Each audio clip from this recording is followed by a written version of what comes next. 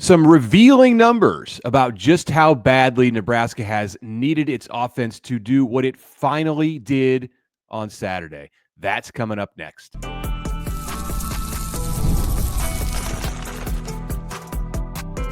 You are Locked On Nebraska, your daily Nebraska Cornhuskers podcast, part of the Locked On Podcast Network, your team every day.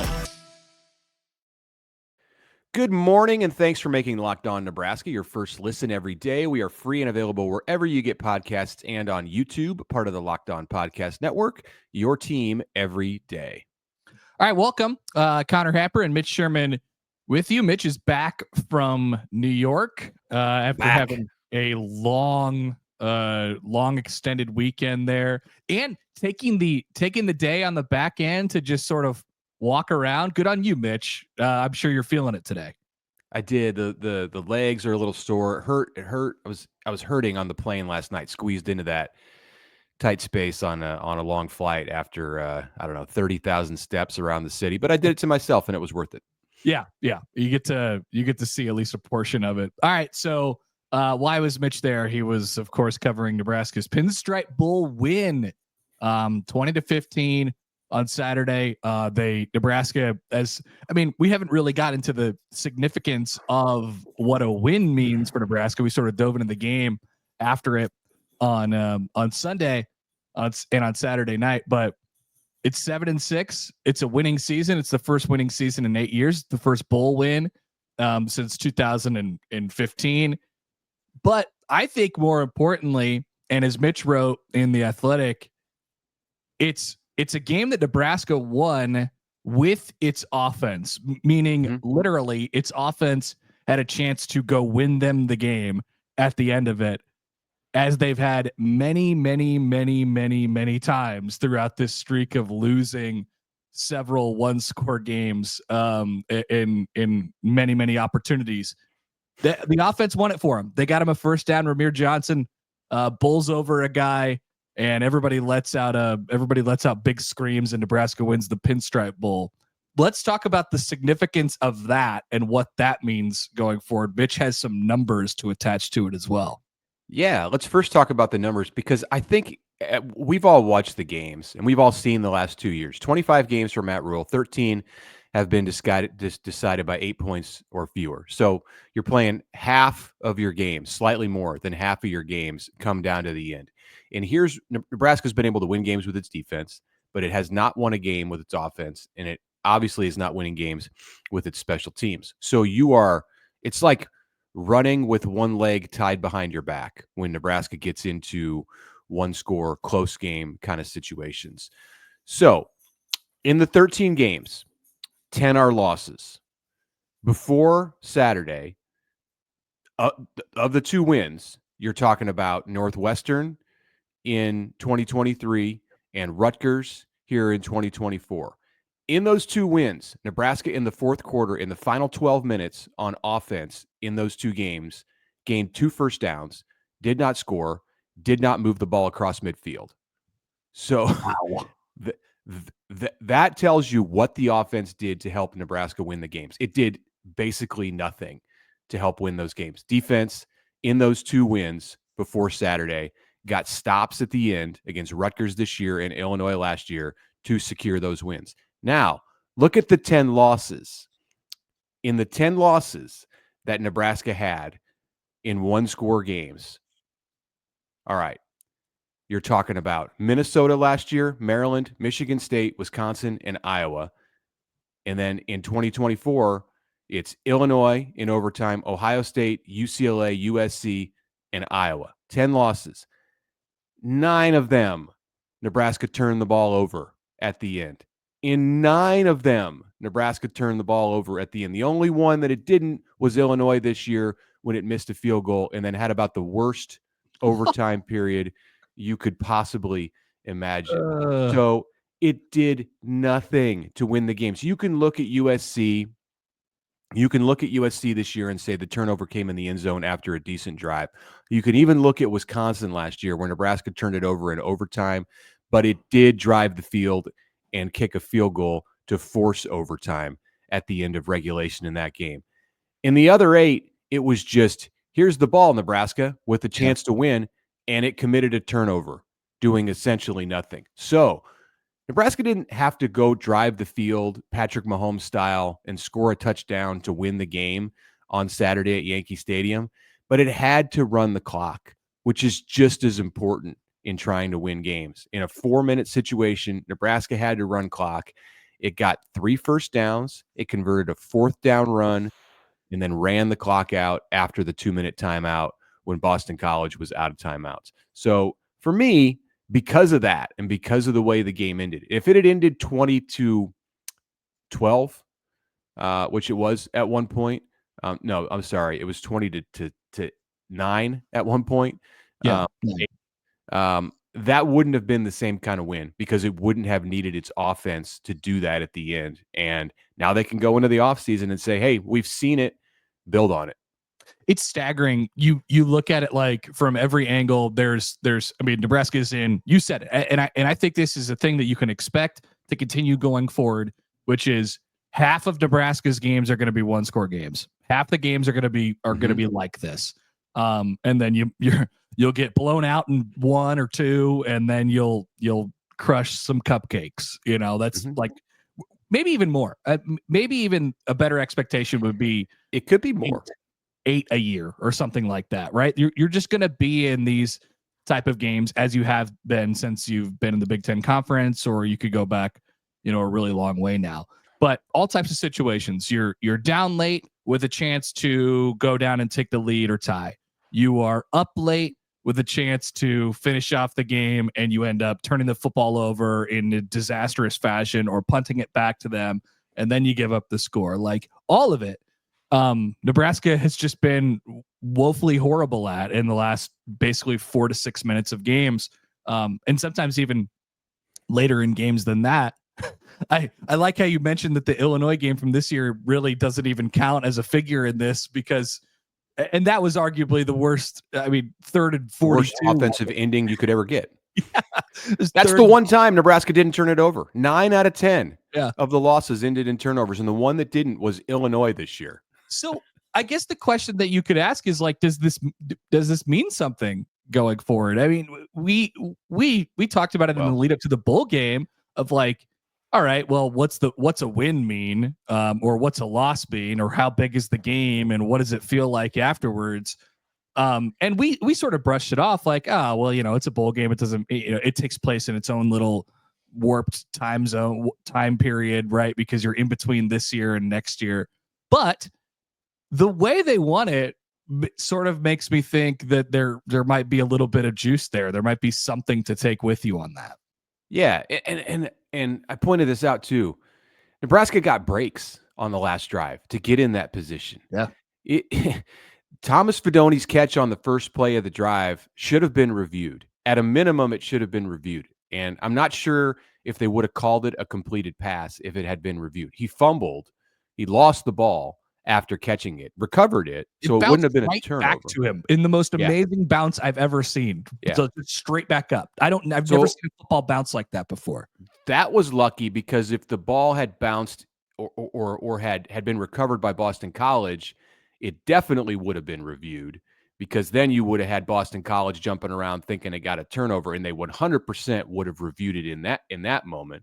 But for whatever reason, they didn't. Nebraska, I was mentioning to Sam McEwen sitting next to me in the press box, like Nebraska should probably run up to the line of scrimmage and quickly run a play so they don't review this 15-yard gain by Fidoni on the first play of the drive, which was great to get Nebraska out of the shadow. It was at the 21 when it started the drive. That put them at the 36. They took a little bit of time to call that play, and still it didn't. The review didn't get called in. And then that next play was when Raiola slid and drew the late hit flag, which was also, you can debate it. Both of those breaks, both of those breaks went in Nebraska's favor. Yeah. Which never happens in that moment for Nebraska. For years, it has gone painfully against Nebraska. Whatever needed to happen badly for Nebraska happened in those moments. So I think that's something where you can just, hey, take a breath. You've shown that this is possible to get breaks and execute somewhat at the end, execute on the fourth down. I do think that because of the way it ended, that it matters more to Nebraska in 2025 than a different scenario. It was sort of reflective of like I always say we oftentimes talk about how Nebraska ends up on the wrong side of these bad breaks and just crazy stuff happens to them, especially at the end of games like this. And then I think, and I'm like, well, Nebraska oftentimes is a team that doesn't have their bleep together. Like they don't deserve to win it because of the mistakes that they've made either prior in the game or what they are as a team compared to the other team or whatever it might be. Like you could always sort of rationalize it to yourself that way. You make your own luck. You make your own luck. That's a great way to put it. I felt like Nebraska in that game, like game control wise, was the much better team. And it was, we actually saw it sort of play out that way where they kind of got the breaks late and the fate sort of, it was sort of up in the air for a second, and the fate decided, yeah, let's hand it back to the better team here. Not saying that that's what happened, but oftentimes you just like, you look at Iowa, Nebraska could have great game control against Iowa, but there's always this sort of timidness when you play against them because that they're lurking and they're just like waiting to strike. And it just felt like it was the opposite. The shoe was on the other foot on Saturday. That's just like because of the history there and because of the style of play and just the aura of what Iowa has against Nebraska. Iowa doesn't have that aura when it plays Michigan or Penn State, but when it plays Nebraska, there is a mental edge. And that mental edge in the Pinstripe Bowl, I think, was in Nebraska's favor because of the way the first 55 minutes of the game went. Nebraska was the better team. Nebraska won the game at the line of scrimmage. Nebraska basically did what it wanted on both sides of the ball, minus a few third downs on defense. And I think that factors into the final minutes, that when the snowball starts going downhill, you have confidence as a player that you can stop it.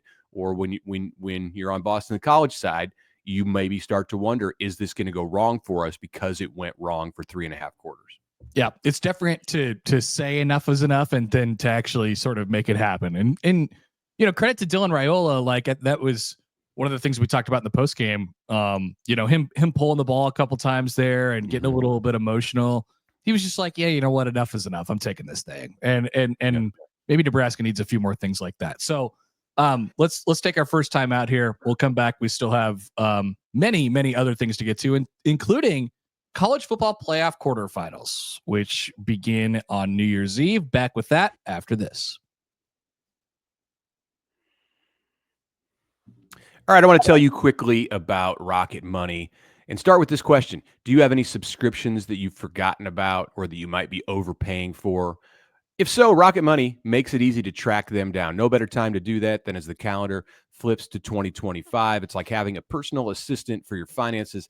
Rocket Money is an app that helps you find and cancel unwanted subscriptions. It helps you monitor your spending. It helps you lower your bills so you can grow your savings. Rocket Money brings together everything in one place: subscriptions, spending habits, even the goals you want to hit in the 2025 calendar year. It's got over 5 million users, and it's saved more than $500 million in canceled subscriptions, up to $740 a year for a user who takes advantage of all of the app's premium features. So cancel your unwanted subscriptions and reach your financial goals faster with Rocket Money. Go to rocketmoney.com/locked-on. That's rocketmoney.com/locked-on today.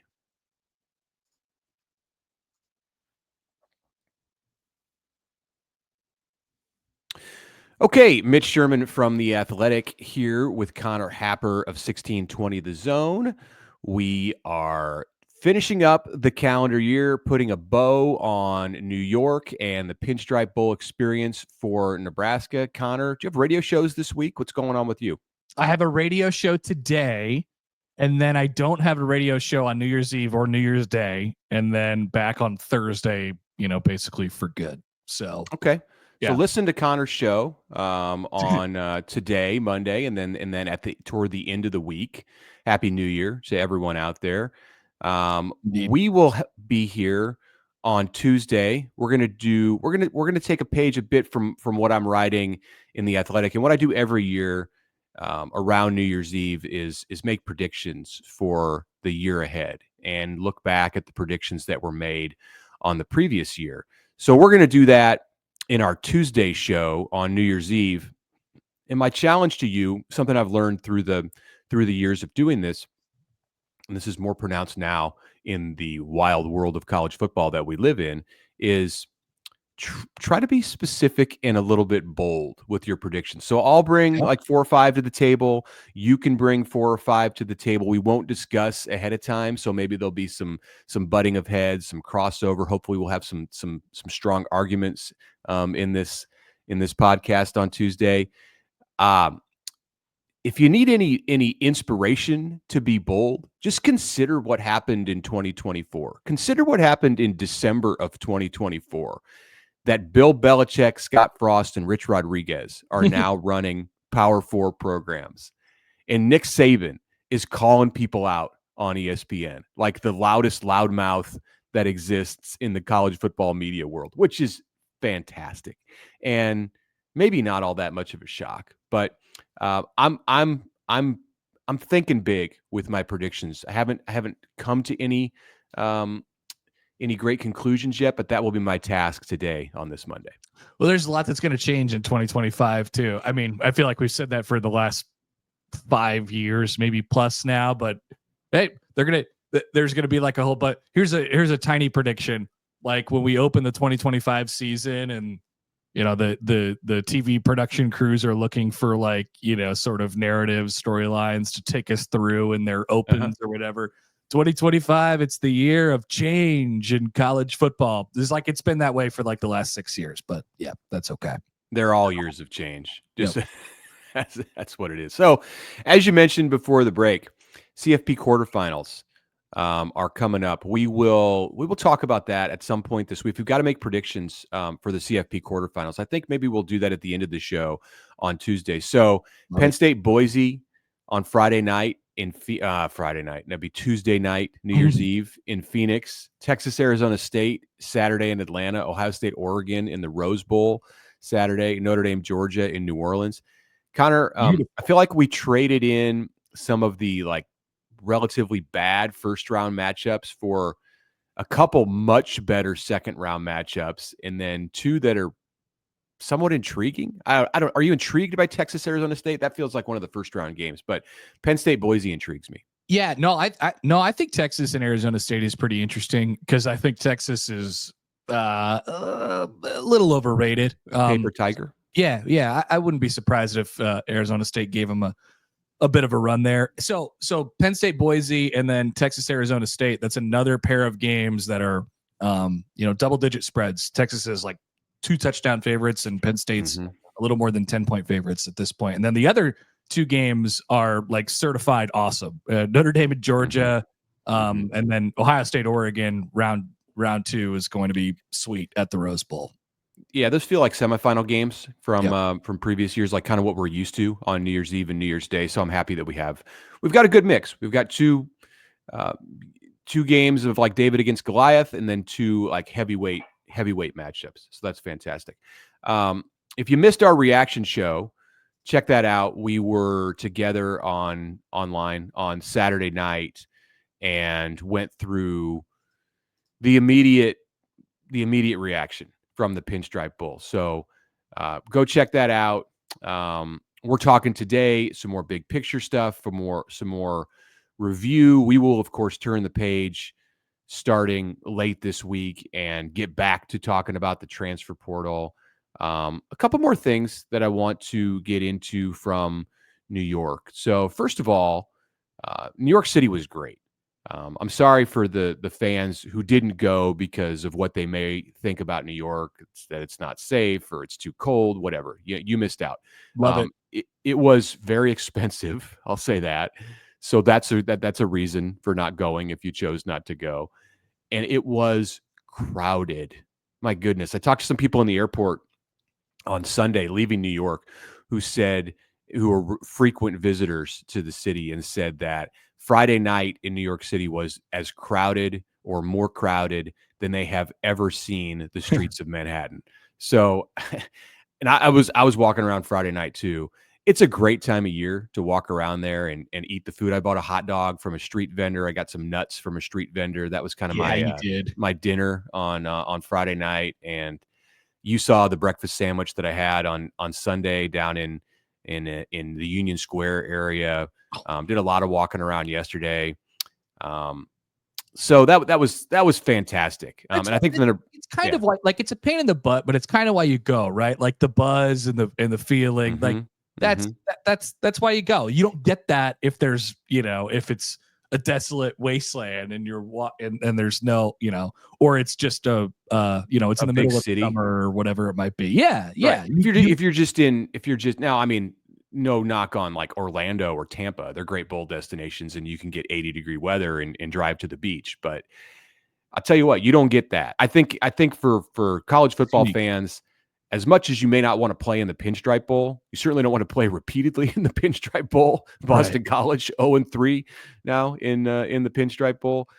To do it one time and experience that at bowl season is cool. There were probably 10,000 Nebraska fans there. That's a 10 to 12,000. At the beginning of the game, it was tough to see because many of them were in the concourse area. I walked around and I went to Monument Park and talked to a lot of Nebraska fans and players, saw a lot of players' parents and families and things like that. And they were saying they were going to watch the game from the concourse. Yankee Stadium is one of these new baseball stadiums where you can watch the game from the action from the concourse and not be in your seat, which cut down on what appeared, it was a small crowd, 30,000. Yeah. Decent crowd for Yankee Stadium, but a small crowd, the smallest crowd Nebraska's played in front of in 50 years. So I really felt like the Nebraska fans who were there enjoyed the experience despite the rain on game day and the extreme prices and crowds in New York City. That's part of it. Like I said, I mean, it all sounds like a pain in the butt when you lay it out that way. But like some of my most memorable experiences of watching Nebraska football was when I was absolutely miserable, like physically, it's just that. Yeah. November at Memorial Stadium. I always any of those, lots of cold weather games or, wind games or rain games or snow games. Even those are really memorable and they stand out. I always recall a trip that I took to Minnesota for the game in 2019, which now is infamously, I guess, the hoodie game. I was so fired up to go because it was early October in Minnesota and they got crap weather. It was sleeting. It was raining. It was disgusting. And I was outside in the bowl the entire game, just like yucking it up with any crazy Minnesota guy that I could find, just enjoying the experience, eating cheese curds and drinking beer and just having a great time. As good of a time as you could have as Nebraska got beat 34-7 that night. But that was memorable, and I'm sure this one was really, really memorable for people. It's football. It's not necessarily meant for all games to be played in 72 degrees and sunny. Like I think that the cold football experience, and this wasn't so cold, but like the bad weather football experience is so much more enjoyable than what you may get the next time Nebraska plays on August 28th at Arrowhead Stadium. Ooh. 100 degrees in football do not mix. 22 degrees and sleet, they do mix. Yeah. It was a beautiful thing. I think people, I like the dirty uniforms, like the horrifically dirty uniforms, that just looked cool. There was some great photos that came out after the game by any one of, photographers from around the area or from Nebraska themselves. But I mean, fantastic stuff. And those will be things that live forever. Like they're going to blow one of those up and put it on the wall of the press box at Memorial Stadium. It'll be cool. Yeah, some good souvenirs and memories to come back from New York. Absolutely. All right, when we come back, final segment, we're going to get into a little bit more of what we saw in New York from on the player side and how that impacts Nebraska's the legacy of the 2024 Nebraska football team and moving it forward to 2025. That's coming up next. All right, we're back here. Final couple minutes. Connor Happer, Mitch Sherman with you. So the seniors from 2024, the group that will no longer be here, Ty Robinson, Nash Hutmaker, they both had themselves nice games. in the Pinstripe Bowl. John Bullock, Isaac Gifford. Even how about Isaac Gifford catching a first down off a fake punt in the Pinstripe Bowl? Deshaun Singleton and Jamal Banks. I like all these guys pretty much shine in the game. Bryce Benhart gets the celebration where he swings the bat in the end zone, which was awesome.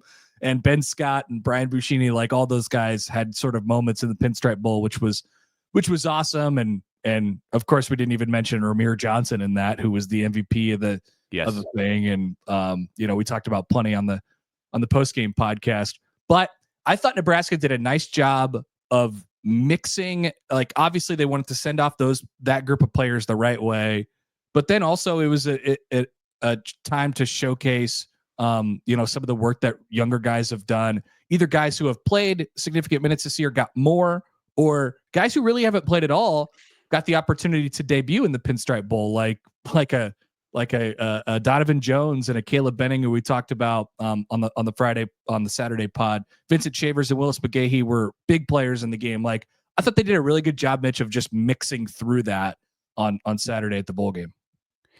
Yeah. I want to talk about some of that rotation stuff, particularly with the wide receivers, but let me jump back quickly to the senior stuff. And I wonder what you think on this. So we heard Matt Rhule talk after the game about Ty Robinson and about Ramir Johnson, those two in particular, but some of the others too. And the way that he wore it on his sleeve, his love for the seniors, what he did for those guys, like getting Ramir the touchdown in the first half, giving him the ball at the end, talking about Ty Robinson and the conversation that Rhule had with Ty leading up to the bowl game at the beginning of bowl prep about how Rhule said, I wouldn't do it if I were you. I would sit this game out. Like, you're going to be a first or second round pick. And I he's got work to do. Absolutely. If he wants to be a first round pick. I don't know that streak's coming to an end this year for Nebraska football. Maybe if he goes out and has an incredible combine, he's 6'6", 310, but we'll talk about that later in the spring. Either way, the love that he has for those seniors, if you're someone in the portal and you've got a year or two left and you hear the head coach talk like that, and I'm not trying to put him on a pedestal and say, oh, other coaches don't do that, other coaches don't appreciate their players. They all appreciate their players. But do you think that that's something that can benefit Nebraska football, to have a head coach who does it who speaks it so well in public and shows his love for the older guys in the program? Well, I thought it was important the way it happened, right? Like, if they don't win that game, you're probably looking around and you're like, what the heck was this all for? Like they stuck around, and like we had these conversations this year, Mitch, like, was it worth it? Like, doubling down and tripling down on some of those guys who played so much, really leaning into them and saying, you guys have to do it. You guys, because they very easily could have kind of pulled the plug and said, all right, young guys, go time. It's 2025 right now. They could have done that 4 games ago, and they didn't. So I thought it was important that they did it. And yeah, I think that'll have an effect on what the program looks and feels like going forward. So yeah, I thought it was pretty important, actually. I think players see it. I think players see what other players see. And yeah, the NIL factor is going to be huge and probably ultimately the biggest determinant in what plays a role in Nebraska getting players out of the portal. And it's a big thing with recruiting too. But I think all the stuff that happened in bowl season, and you're right, if Nebraska had lost the game, the significance of it would largely diminish. But the stuff that he did for the 2023 seniors, and we talked about this earlier in the month, bringing 18 of them out to New York and putting them up at the team hotel on Friday night, sending them to the game. Those guys were sitting down in the lower section at Yankee Stadium and just having a great time. Like, yeah, you can imagine. I assume there was some beer flowing in the senior group from 2023, and even got some acknowledgments from some of the guys on the field. Like, you don't often see players on the field like acknowledging fans in the stands, even when their families are there. But somebody like Ty Robinson or Bryce Benhart, like, those guys knew that they were being watched by the likes of Ethan Piper and Nick Henrich and Luke Reimer and Anthony Grant and so many others who were alongside them in difficult moments. And so I think that dynamic between what was going on with the seniors on the field, like largely carrying the torch in this game, and then the guys who were their teammates in many cases for 4 and 5 years in the stands watching them was yeah, was really cool and something you just don't see in sports. I mean, how about so Nuri Willie is Mm-hmm. in Germany and he flies to New York for the game on Thursday night, Friday morning. Mm-hmm. And then I see him and he's hopping on the plane on Sunday morning or Saturday, like he's gone Saturday night, Yeah. That's quite I know Rhule's paying for it and everything like that, but like you're talking about jumping over the pond and coming out to that's a commitment to the program and all the people that, like you said, I mean, those aren't the seniors this year. Those are guys that they've been fighting shoulder to shoulder with for the last several years. So like that's not, I mean, I thought that was a really cool thing to see for sure. Yeah. Yeah. Okay. Some guys who made jumps in this game. I want to mention, of course, Vincent Shavers and Willis McGahee, because we knew that was coming and we saw them coming on during the season. Those guys bypassed redshirt years. 2 others, one on each side of the ball that we can discuss quickly. Donovan Jones, I think we mentioned him in the reaction show, but he played like 40 or 50 reps, something like that. Number 37 out there playing corner. At one point I was like, is he playing corner? Oh yeah, he's playing corner. Like I thought he was a safety. And then sure enough, Matt Rhule says after the game, yeah, we moved him from safety to corner in December bowl prep. And he was Nebraska's second best corner in this game. It wasn't Jeremiah Charles or Bly Hill. It was Donovan Jones, the true freshman who redshirted this year, played in 4 games. And out of Omaha North, he's the guy right now. If you're making a depth chart for Nebraska, an early depth chart for Nebraska in 2025, I mean, you can put Andrew Marshall there. Andrew Marshall's very good. By the way, I heard from Bruce Feldman, our national college football expert. He messaged me when I was getting to the airport or in New York City on Sunday and said, hey, Andrew Marshall, the transfer from Idaho that Nebraska got, he said he heard from the Oregon coaches after the Oregon-Idaho game in August about how impressed they were with that guy. And there was a story that Bruce wrote back in September talking to the Idaho coach, basically about what their plan was for Andrew Marshall and a few players on the Idaho team like him, and how, as an FCS program, you go about even trying to keep them. And basically you can't. You know that they're going to get their money, and what you can do is you encourage them to maximize the money they're going to get. Like, don't jump too early. And Andrew Marshall, like, he might be Nebraska's starting corner opposite Sierra Wright in August, but Donovan Jones is the guy right now, I think, in the program based on the way that he played. So Jones, and then Luke Lindenmeyer is the other guy I want to mention. What a jump he's made since Dana Holgerson came in the first part of November. Yeah, seriously. I mean, he's really, I mean, that was almost, they were congruent, like running parallel with each other. Dana Holgerson comes in and all of a sudden Luke Lindenmeyer starts to show up a little bit more.